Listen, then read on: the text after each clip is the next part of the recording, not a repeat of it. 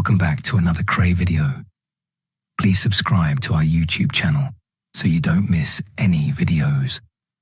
And for people really into the Krays, join our private Facebook group, Krays Crime Lords of London, where you will find stuff probably unavailable anywhere else.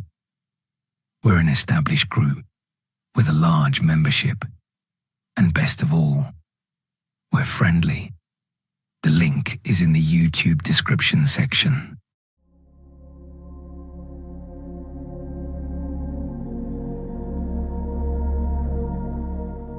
My name is Leonard Ernest Reed. I was known by everyone who knew me as Nipper Reed. I was born in Nottingham on the 31st of March in 1925. During my working life, I was a policeman and rose to the rank of Chief Superintendent of the Metropolitan Police's murder squad. I led the investigation into the arrest and eventual conviction of the Kray twins and their firm in 1968 and 1969. Away from my police work, my passion was boxing, and I became a boxing administrator, a position I held for many years. Here is my story.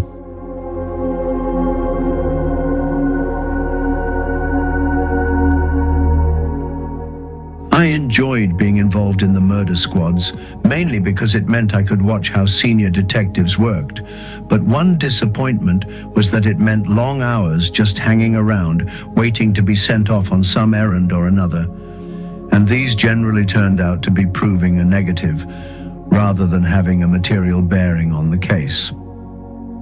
I vowed to myself that if ever I achieved senior status, I would organize the inquiry in such a way as to limit or even eliminate the need for men to be left waiting around for dispersal. The other thing I resented, and it was a common failing amongst senior officers at the time, was that we were not told of the progress that was being made. In fact, we weren't told anything at all. We operated in a vacuum. This was also something I changed when I was in a position to do so. In serious cases, I always kept my team up to date with a series of conferences when we discussed progress and tactics generally.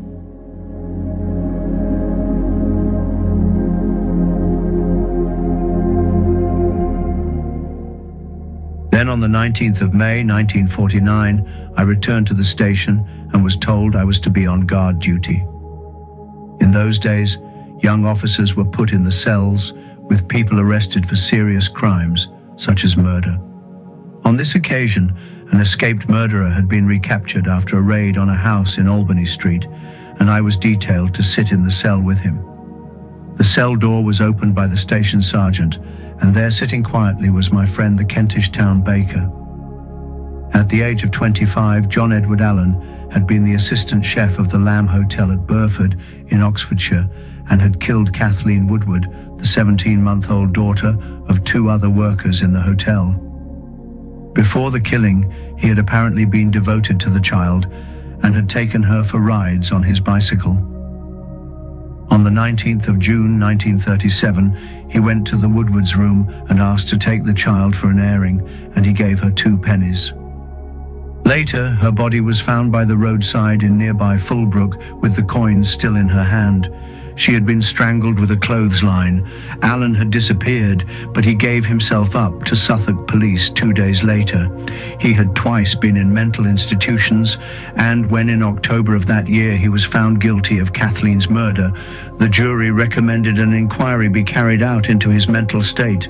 Mrs. Woodward believed he had killed her daughter through jealousy because she, Mrs. Woodward, had been put in charge of making cakes for a banquet. Allen was sent to Broadmoor, where he stayed for nearly 10 years, when on the 20th of July in 1947, wearing a parson's collar, which he had as a prop for the Broad Humorists, the institution's concert party, he escaped. The press called him the Mad Parson.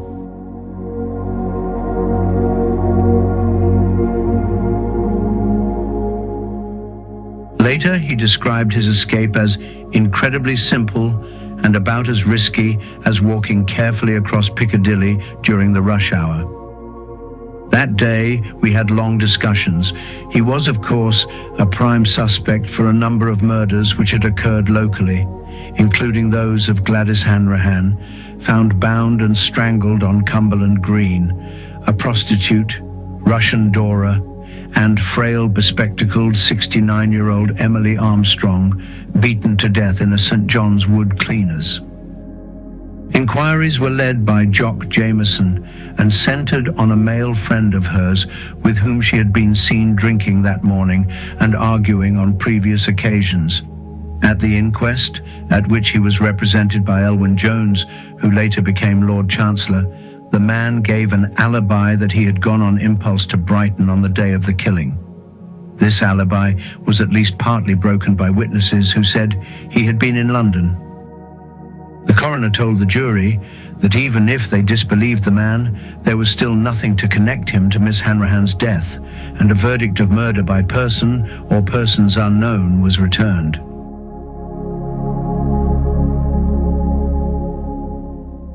Emily Armstrong was beaten to death with a weapon which resembled a claw hammer in her small dry cleaning shop in the High Street in St. John's Wood. The attack took place during the lunch hour when, at that time, shops closed, and although the killer must have been covered in blood, there was never a sighting of him. No one was ever charged with the offense. The thinking ran that he had killed these women while suffering a mental blackout. When next day he was placed on identification parades, he was not picked out, and so he was returned to Broadmoor. It was quite true he had been working during the years he was on the run, because he obtained a tax rebate of £6 and 10 shillings while back inside. Alan was released in September 1951 and later wrote a book, Inside Broadmoor, which described his experiences both inside and out.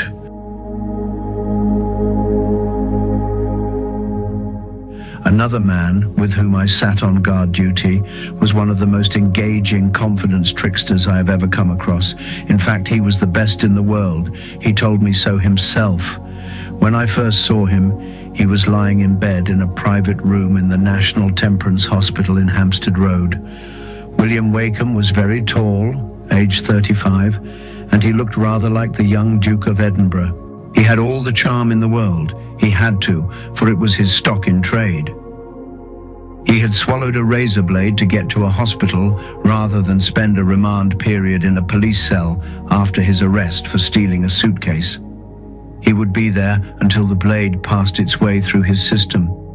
Then, Detective Sergeant Sid Ray appeared at Cirkenwell Court to explain the defendant's absence. He euphemistically described the incident as one where Wakeham had tried to cut his wrists.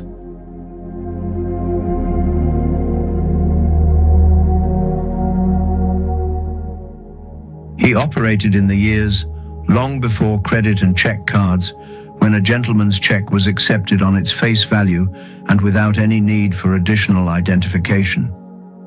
Wakeham was a notorious and successful kiter. "All I need is a checkbook," he told me.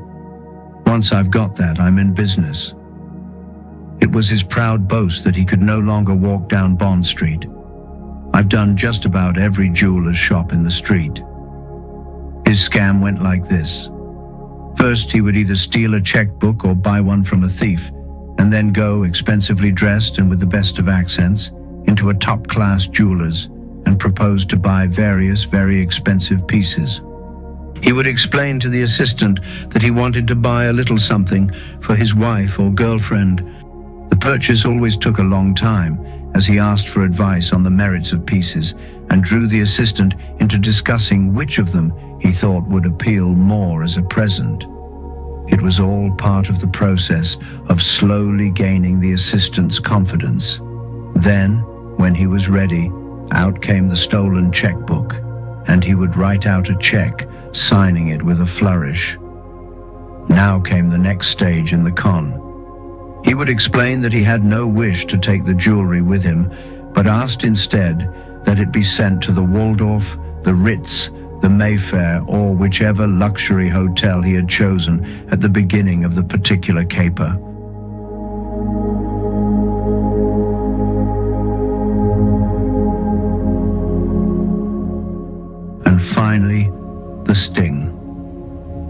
began querying the time it would take to deliver the pieces, and then, apparently shrugging aside the assistant when he asked if there was a problem, he would grudgingly admit that it would in fact be a disappointment for the wife-girlfriend, as that night there was to be a special celebration dinner. It would have been delightful if he could then give her the present. Still, no matter. It almost invariably worked. His manner had so impressed the assistant by this time that he understood how disappointed the lady would be, and certainly Sir must take the goods with him.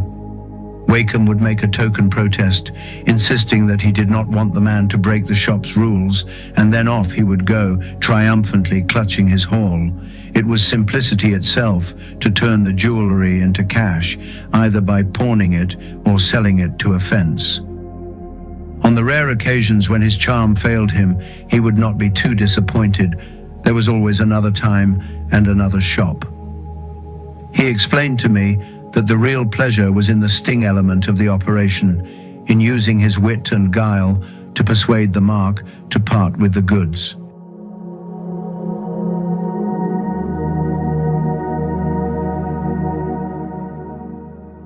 One of his operations epitomized this. He was staying at the Strand Palace Hotel, on somebody else's checkbook, of course, where a short time earlier, Neville Heath, the handsome but sadistic RAF officer, had been discovered with the wife of an army officer and had been asked to leave. Wandering fairly aimlessly along the Strand, Wakeham had gone into a stamp dealer's. Wakeham, merely for something to do, or so he said, began by asking to be shown an album worth several £1,000s. He had, he told me, no real interest in the stamps, nor anywhere ready to sell them, but it was an interesting workout. He played the assistant carefully, pretending to be only mildly interested and asking to see stamps of lesser value. The more Wakeham dropped his sights, the keener the assistant became to sell the quality album. Eventually, after Wakeham had seemed about to leave, a price was struck. Out came the checkbook, and an arrangement made to send the stamps to the Strand Palace. He and the assistant were chatting about the wisdom of the purchase when Wakeham recalled an avid stamp collector colleague who was returning to the States that very day.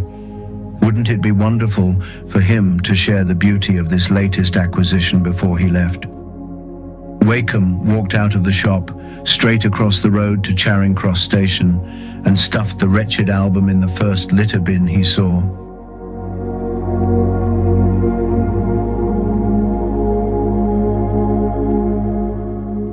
Like Heath, it was inevitable he would attract the ladies, but in his case, whilst they almost invariably ended in tears, at least they did not end up dead. He had no compunction about stealing from them. The best scam he had played, so he said, involved a titled lady who had fallen madly in love with him and with whom he soon became bored. For him, the chase was far more interesting than the capture, and so was his escape. He took her to a luxurious country hotel for the weekend, something she could arrange only after the most careful deception of her husband. After a candle-lit dinner and a night of passion, he left at first light, taking with him all her cash, jewellery and checkbook. How she paid the bill wasn't my problem, he told me, nor how she squared it up with his lordship. His latest escapade had gone horribly wrong, and that was how he came to be in hospital. One of his regular methods of operating was to go onto the departure platform of a mainline station. All that was needed then was a 1-penny platform ticket and get into a first-class compartment to wait for the arrival of a suitable victim. Usually it would be a man, but the principal requirement was luggage. It would then be only a matter of time before victim and his baggage were parted. Now, however, he had come unstuck. The latest mark was a man named Greenlees from the Atomic Research Division of the Ministry of Supply, who carried both a suitcase and a briefcase. Wakeham chatted with him and then, looking at his watch, suggested a drink in the Euston Station bar before the train left. Greenlees's bags would be perfectly safe with all the porters about, and anyway, sneak thefts from railway carriages were not nearly as common as now.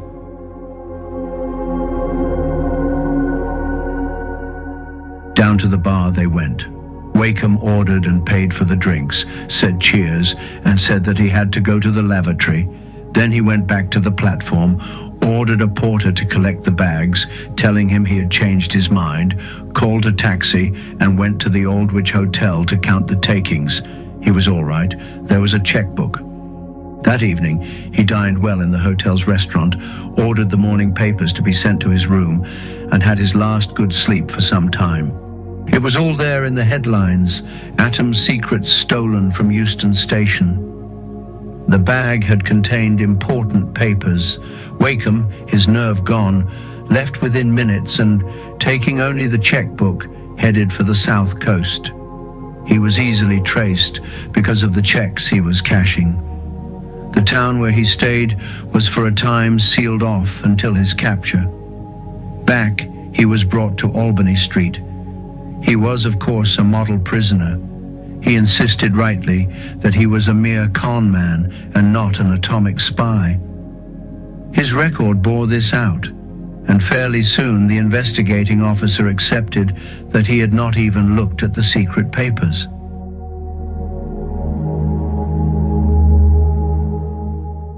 Nevertheless, Wakeham's record was a bad one. 6 months from a magistrate's court would not be sufficient, and it would be up the steps to the Old Bailey, where a much longer sentence could be imposed.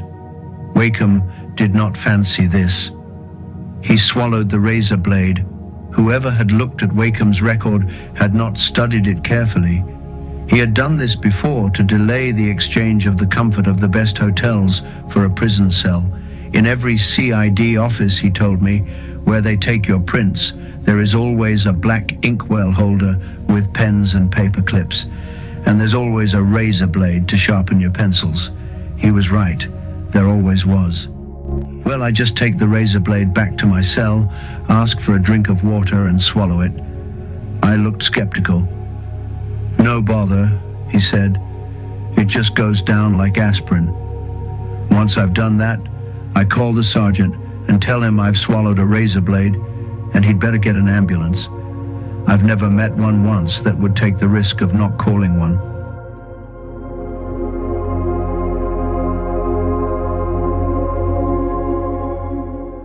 Once I'm in hospital, it only needs one X-ray to show I'm telling the truth.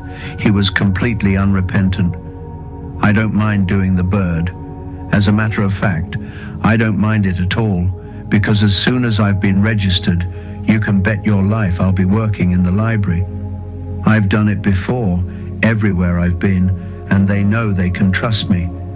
No, it's just that I like to spend about 2 weeks nice and comfortable in hospital before I have to start the porridge.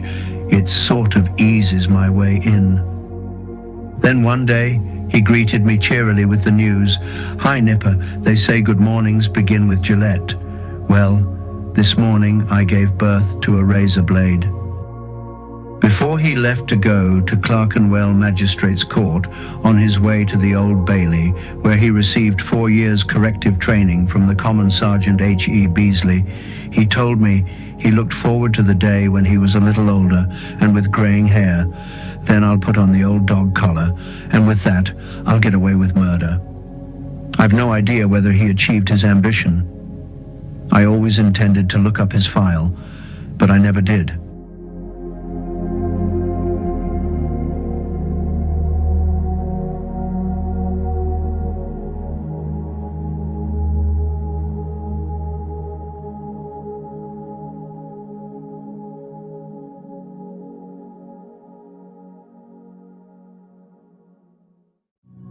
Thank you for watching. If you enjoyed the video, please join our Facebook group. It's called Krays Crime Lords of London. We're a friendly moderated group with over 1,000 Kray and other celebrated gangster videos available for view. There's also thousands of images in the photos sections. The link for the group is in the YouTube description section. I hope we see you there soon. Leave a like and subscribe.